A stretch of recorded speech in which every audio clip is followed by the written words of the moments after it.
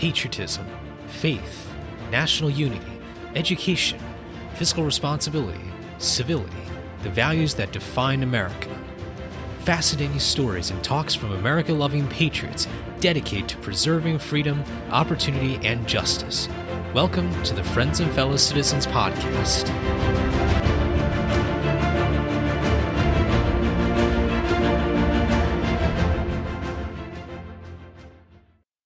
Hello, everyone, and welcome to episode 89 of Friends and Fellow Citizens. I'm your host, Sherman Tylowski. Thank you all so much for joining me this week. If you haven't already, make sure to subscribe to our podcast, subscribe to our email list if you want to get updates on new episodes and new announcements. I hope the warmer weather coming up will motivate you to make those travel plans or any plans that you're looking forward to in the months ahead. Today's episode is primarily about one of the pillars of Washington's farewell address, fiscal responsibility, but we are not going to be doing it in the form of pure American history or trivia. In fact, we're going to be doing a little bit of math today. Now, you might be thinking, Sherman, this is a podcast. It's not a math class. You've never dealt with numbers. Why should we be dealing with math today? Well, first of all, I completely understand how you're feeling right now. I'm not a math person. Maybe some of you out there are. I took a very, very hard math class in high school, and it was honestly one of the worst academic decisions I've made. With all due respect to the class, it was a great class for those who are more capable with math. I've certainly overestimated myself in that category. The calculus and trigonometry was too much for me, so I'm sticking back to the basics of addition, subtraction, multiplication, and division today. All right, so today's episode, as you can probably tell with the title, is about one of the biggest figures that might be the least understood. Now, we might want to figure, well, $1 trillion. In today's title, we're going to be finding what truly is $1 trillion. Now, you might think, well, trillion. Well, $1 trillion has 12 zeros. And while that's true, I'm going to elaborate a bit more on that, put this a bit more into context. Otherwise, this will be the shortest episode in the history of Friends and Fellow Citizens. What I'm going to do today is I'm going to give a little bit of context about the numbers I'm going to go through, and then we're going to run through some numbers. It's going to be, I promise you, a bit of a tsunami of numbers and figures that we've never done, frankly, on this podcast. As you know, with the COVID pandemic over the last couple of years, I think it's a bit more of an endemic at this point, but the years really going from March 2020 to about a few months ago, before the release of this episode, we've really spent a lot of money on COVID-19 related relief. And now I say related because there are times when people say, well, we spent a lot on COVID relief.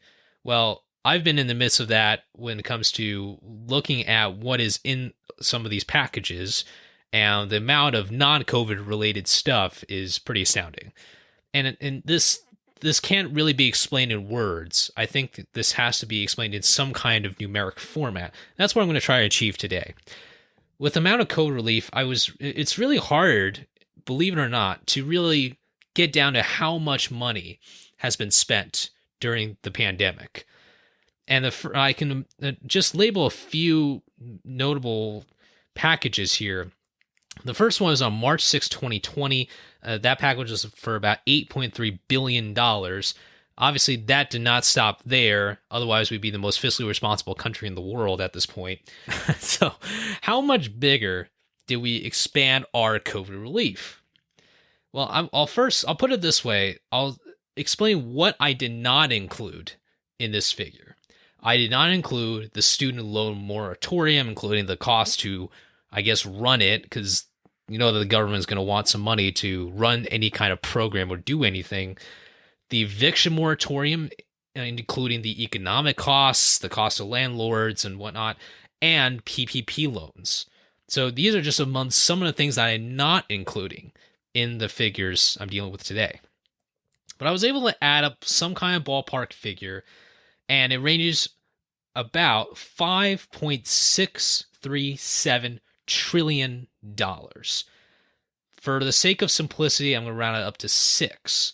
So what I'm going to do today is I'm going to first give you some facts and numbers of $1 trillion, just to kind of warm up a little bit. And you can kind of see the comparisons with those same figures with $1 trillion and $6 trillion. I was multiplying all these figures I'm going to start with by 6.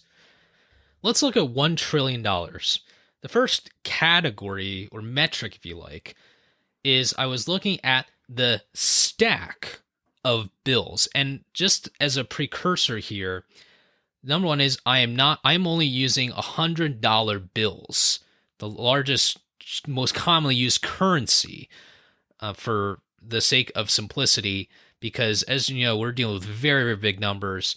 Unless I do specifically say that we're using dollar bills, every other metric is going to be assuming that we're using $100 bills.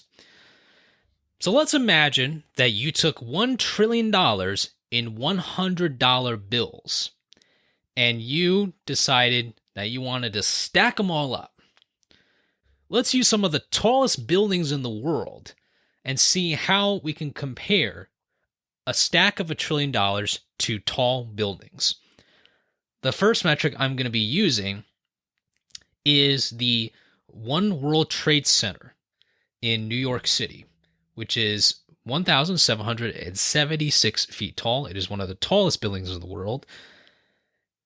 If you were to stack $1 trillion, all right, that is going to be about 631 miles tall. 631 miles tall for the stack of $1 trillion bills. What that means is among the 631 miles tall, you can fit 1,881 World Trade Centers on top of one another. I mean, that we're already in the first figure. Just imagine how tall of a structure that would be to stack all those $100 bills on top of each other. Now, to give some kind of context here, let's just say that you were to take this stack and you decided to lay it all out, like on a flat surface. Well, you're talking still traveling 631 miles, which means, let's assume, if you were to take the highest speed limit in the United States, which is 85 miles per hour in West Texas. I have been to West Texas before. I can tell you that the drive is amazing when you can go that fast. So assuming that you go 85 miles per hour, it would take you 7.5 hours to drive the length, or I guess height if you were to go vertically, but in this case, drive the length of $1 trillion. Remember, each bill's thickness is 0.0043 inches. That is astounding. It just goes to show that we're not even getting to some of these larger numbers. We're already seeing how much more money it is. It's not just a big amount. It is a huge, huge, huge big number. But that's not all. Let's just say that you wanted to extend the length. Let's say you wanted to see how long this could stretch. If you were to end to end of $100 bills, 6.14 inches per dollar, say half a foot, right, 6 inches, you're looking at about 950,000 miles. Just to put that in even more context, you can circle the Earth 39 times around the equator if you laid bills end to end. If you were to do in New York to LA round trip, maybe it's something that some of you are thinking about of doing over the summer. A round trip, right? So back and forth. That would take you 174 round trips to fly the length of $1 trillion. Now, if you want to take this a bit further, literally, maybe treat yourself to a first-class flight on Singapore Airlines. You want to go from Newark, New Jersey to Singapore Airport. If you want to do round trips on that flight, which is 18 hours, I believe is the longest commercial flight that you can purchase and ride, it would take you 56 round trips. If you were to add it all up, let's assume that you've started in Newark, you got to Singapore, then right away you turned around and flew back, just kept doing it continuously, it would take you 70 days straight to complete your round trips. Now let's look at income. We love money, right? There are about 332 million Americans. If you were to divide $1 trillion, each American, and that's including the newborn baby that was just born about a second ago, each person would get $3,012. Assuming that the median household income in the United States is about $70,000 without any spending or taxes, $1 trillion can cover 14.3 million Americans' paychecks. Jeff Bezos, the founder and CEO of Amazon, his net worth up until around this point in time is about $190 billion, which means that all we need is just to replicate or clone Jeff Bezos 5.3 times. Let's make that 6 so we get a little bit of extra money there. Now let's assume that we make more money than Jeff Bezos, and we make $1 million a second, $60 million a minute. That's going to require 278 hours to make $1 trillion, which would take 12 days, 11.6, 12 days to make $1 trillion. $1 trillion in GDP would be the 19th largest GDP after the Netherlands, according to the IMF. Now, suppose you were to make a bit of an art with $1 trillion, and you were to take the $100 bills, and you were to lay them all out flat on an area. How much would you be able to cover? Well, an area of a bill is 15.9 square inches. That means if you took $100 bills and you were to lay it all out, you can cover the area of all of Manhattan in New York City. If you were to go even further and you had $1 bills, you can cover the entire states of Delaware and Rhode Island. Ladies and gentlemen, that is just $1 trillion. Let's look at those same sort of figures with $6 trillion. Laying end to end, you can circle the equator 228 times. Suppose that you loved doing so many round trips between New York and Los Angeles that you wanted to do it again, except 6 times the action. This would take you 1,056 round trips between New York and Los Angeles. If you loved the Newark to Singapore experience, you can do 336 round trips, which if you add all that would take 1 year and 3 months straight of flying between those two cities. Now, maybe you are a bit of an artist and you wanted to lay out like a large collage of dollar bills. How much would it take for $6 trillion? Well, if you took $100 bills with $6 trillion, you can cover all of Manhattan and Queens with $100 bills. If you were to use $1 bills, you can cover all of Massachusetts and Vermont with $1 bills. Each American would get $18,000, including the newborn that was just born a second ago. And that would be the accumulation of 86 million Americans' paychecks. Elon Musk is the wealthiest person in the world, has the highest net value or net worth. And he's worth, up until this point, about $247 billion. So we only need to clone him 24 times to get our $6 trillion. Obviously, the $6 trillion wouldn't pale as much as our current economy, which is about $24 trillion for GDP, but it would still be the third largest if $6 trillion were the amount of GDP, gross domestic product. If you were to go back to that amazing idea of what could happen if we can earn $1 million per second, it would take 1,668 hours, which is 70 days of getting $1 million every second into our wallets and into our bank accounts. I know there was a lot to process, but this is something that I've always been thinking about, which is how do we put $1 trillion into context.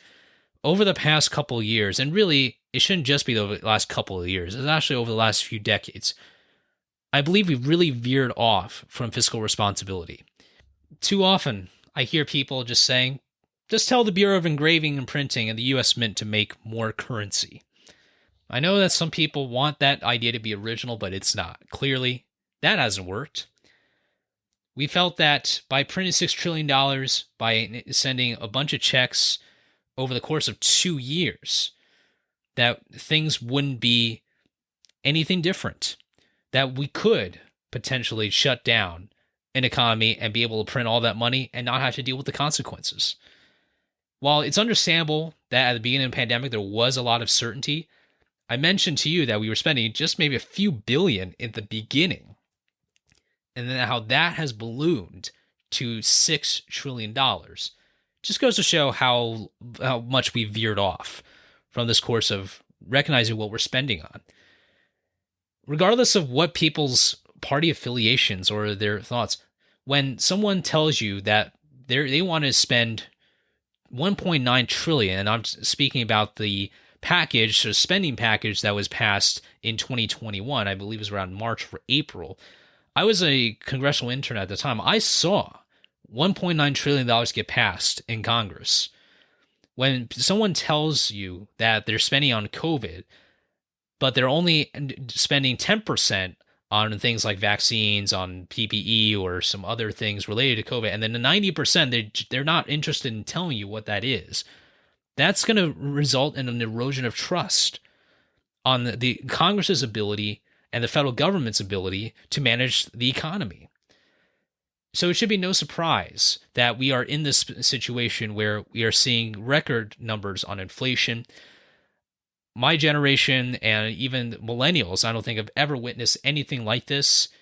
I think we need, and this is an opportunity for younger people to take lessons and to learn a little bit, at least hear what previous generations have to say about the inflation that was going on in the 1970s and into the early 80s.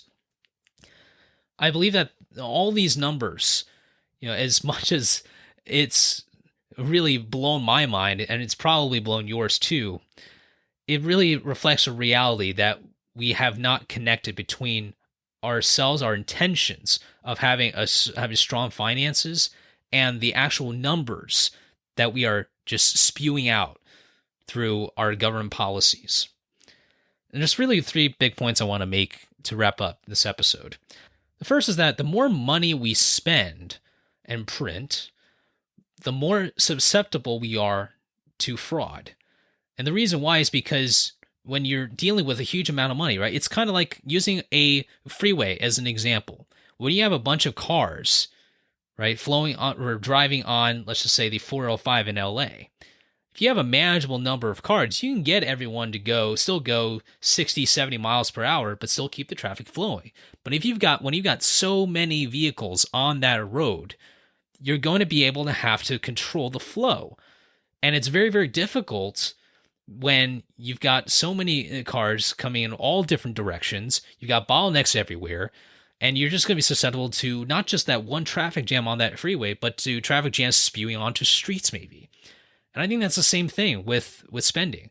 When you have a larger sum of money and you're redistributing all this money to state governments and to government bureaucracies and to this company for a contract and that company for another contract, there's going to be a lot of leaks, if you like, which are natural when it comes to dealing with a huge pot of money. But when you're spending $6 trillion, imagine how much fraud there is. I just saw a news report saying that with California's EDD, which is the agency that deals with unemployment and the checks and the distribution checks, something like $20 billion in pandemic fraud just in California. And that's all we know about. And so imagine that bureaucracy and those inefficiencies spreading across an entire economy and entire country.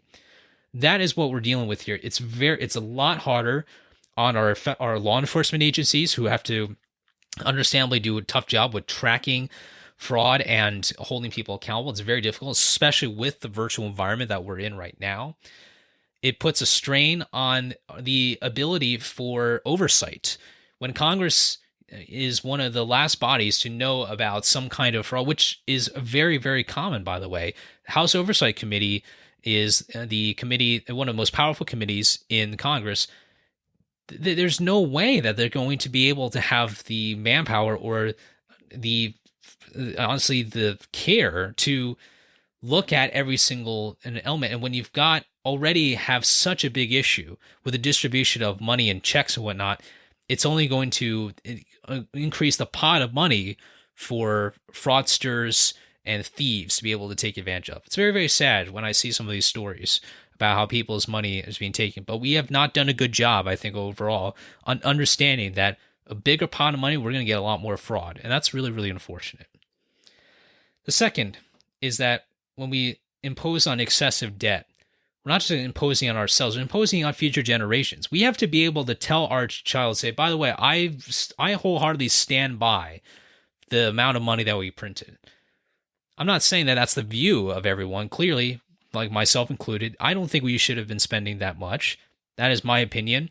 But I think the reason why is because we have not thought enough about the repercussions of excessive debt. Now, to be clear, I'm not saying that we have to have zero debt. I mean, this is certainly not going to be feasible in the near future. But to have debt this out of control is not acceptable. Let's look at an example with Alexander Hamilton, who was the first Secretary of the Treasury. When we started our country, we certainly had a lot of debt. In fact, the states had the debt, and it was his idea for the national government to be able to take on those debts. Now, here's what he said about having a controllable debt. He said, quote, should be remolded into such a shape as will bring the expenditure of the nation to a level with its income. Till this shall be accomplished, the finances of the United States will never wear proper countenance. He was especially concerned that with regards to the interest payments, that people are just not going to be able to pay it off. And when you have amounting just the uncontrollable amount of debt, you're going to get a huge, huge bad influence on public credit. And he said this in 1790, just when a lot of things were still trying to get figured out when it comes to running a country. Now fast forward 230 plus years later, we still don't understand this concept, largely speaking, about how we can bring some kind of sustainable amount of debt. I hope that in the future, we get to realize these numbers. And when it shocks people, I remember telling someone about these numbers I believe he was a tenant of ours. I never met him before. We just had a wonderful conversation. I told him about these numbers. He couldn't believe it. He was like, are you serious? I didn't even know that we were spending this much. And I wasn't even telling him about the round trips between New York and LA, Newark to Singapore. So when we shock people a bit about how big these numbers are, maybe we can get to a point where it's not about not spending anything or just saying that, okay, we're not going to spend out, because you have to run government. You have to run a country. But hopefully it makes people think twice a little bit about why they support a particular tax increase or a particular spending package. Sure, it might be bipartisan, but that's not a simple reason. That's not a good enough reason to increase the debt. In fact, a lot of these spending packages were bipartisan. So how do we get past there's just the fact that it's bipartisan? Just because it's bipartisan, I mean, you can have a bad bill and be bipartisan. That's possible. How do we get to a point where people can realize that they don't want to spend this much and that the cost is not going to be they may not be on them, but everyone says that they want to have better prosperity for their kids and their grandkids. I completely understand that. I feel the same way. But at the same time, we have to be honest with our kids and grandkids and tell them whether or not we supported this idea of printing $6 trillion. And lastly, government loves to earn money, but is terrible at spending. I do know for a fact that there are people who are genuinely concerned about our fiscal standing, and those voices should be heard too as we debate on spending and on other fiscal measures. One thing, though, is clear is that we need to think with all this spending.